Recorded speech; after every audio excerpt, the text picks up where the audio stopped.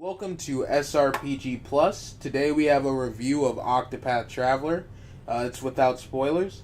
So Octopath Traveler is a nice take on the pre-established JRPGs that we are so used to with the SNES and some of the NES, just like 8-bit and 16-bit graphics, the type of turn-based RPGs. Octopath kind of took this formula and just really improved on it, I feel like, and just cleaned it up and made it visually stunning. I know some people kind of get iffy about the graphics. Some people don't think it's worth the money for how it looks, but I think that's just foolish because same people will spend $60 to $80 on Call of Duty Black Ops, and that doesn't even have a campaign. So I don't really know what to say about that. And so this is a game with Nintendo and Square Enix, so that's really cool to see. I know Square's been really weird about supporting the Nintendo Switch. I don't know why. It's a Japanese company. Switch is making JRPGs like the best way portable, so you can grind and play them on the go. But it's really nice to see Square Enix go back to the old kind of way that they made their games and what they're really known for. Like with Square with Final Fantasy and Enix games with Dragon Quest. It's just really nice to see them actually do what they're known for.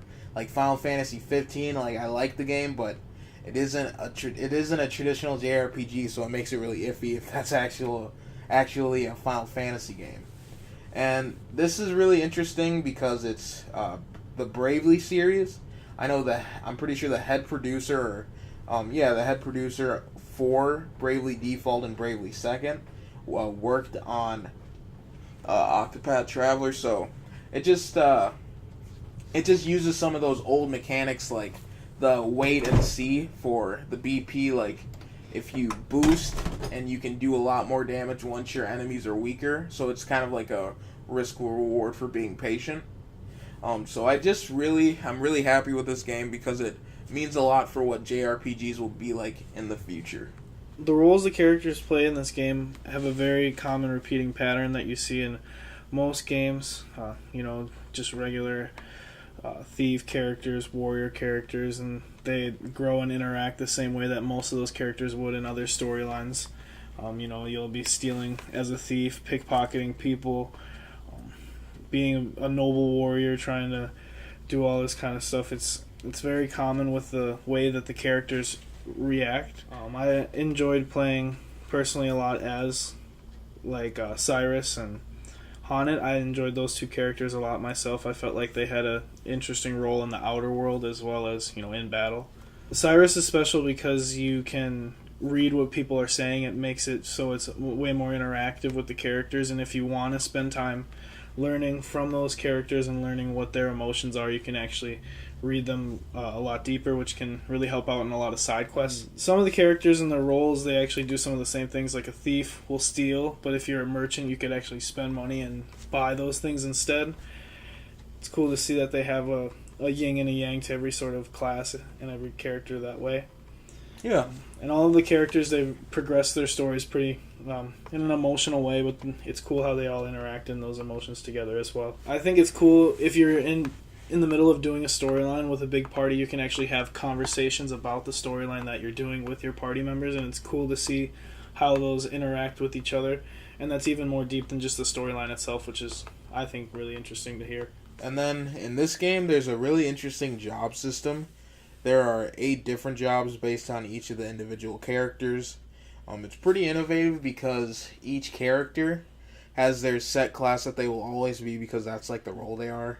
Therion will always be a thief, but then he can actually learn a second ability from other characters. So if you complete a character's chapter 1, there's a shrine unlock that you can go to get that class.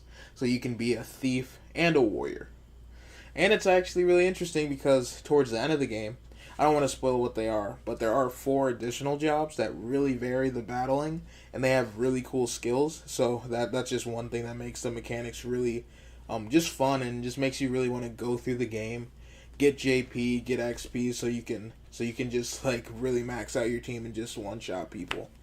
The job system, it's pretty similar to games like Final Fantasy or Dragon Quest, like Shining Force, like just RPGs in general, or just like action RPGs like Skyrim and stuff. You got mages, Cyrus the Scholar, you got a hunter, Honnet, the huntress, you got Ulbrich the warrior, you got freaking Therion the thief, Alfin the apothecary, who's like a healer, and then you got Ophelia who's a cleric, so like a better healer. And they all just have like a good battle system. You can really shape how you want your party to be by having 4 of like one character and then 4 of like the other characters that aren't in your party. You could be using their abilities as each one that's in your party secondary. So there's a lot of variation in the battles and just how you interact and get side quests done. EXP is how you progress the characters in this game, which is pretty common for most games. Not really anything exciting there, but grinding in this game is pretty essential. It's a lot of fun to grind in this game, though, because of things that you get like JP, these, leveling up in this game and all the enemies that you fight. It's a really interactive game, and you're always learning new variants of all of the enemies that you fight, so every enemy isn't always the same, even though their sprites may be the same. And you can, like you said, with using those other job classes, it really puts a variant on how you're going to use your JP, because it's important to know exactly what you want for your characters. It makes it more of a game of planning out what you're going to use for your characters versus just picking the skills that would max out the character completely for their specific class. And if you really want to gain a lot of EXP and JP, you farm Kates in this game. They're pretty much just like Metal Slimes and other RPGs like Dragon Quest, stuff like that. Yeah, and then next we have battles. Like the Bravely series, there is a unique mechanic in Octopath that you don't really see in many JRPGs. That's why it's kind of innovative. It's that kind of like wait and see for the BP. In this game, it's boost points. So each turn you finish without actually using a boost, it goes up by 1, and it maxes at 5. So you can use up to 4 boosts, and it's like a multiplier for your damage that you're going to do regularly. So the main fighting mechanic into your battles is to break the opponent, because each opponent underneath their sprite, they have weaknesses. It's either physical or elemental. Let's say a character is weak to spear and weak to wind.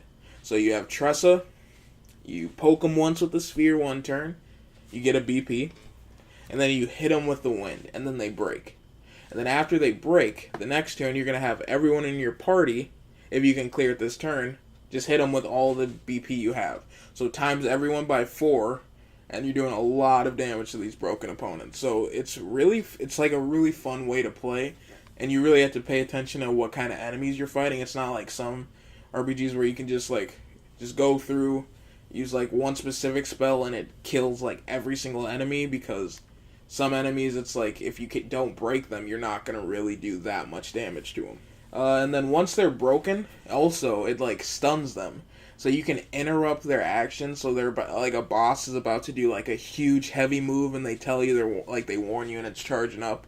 If you break them, their turn just stops, so you get a wail on them and not take any damage. So the battling mechanics are really fun. And this game overall, I'd say it's a really solid RPG.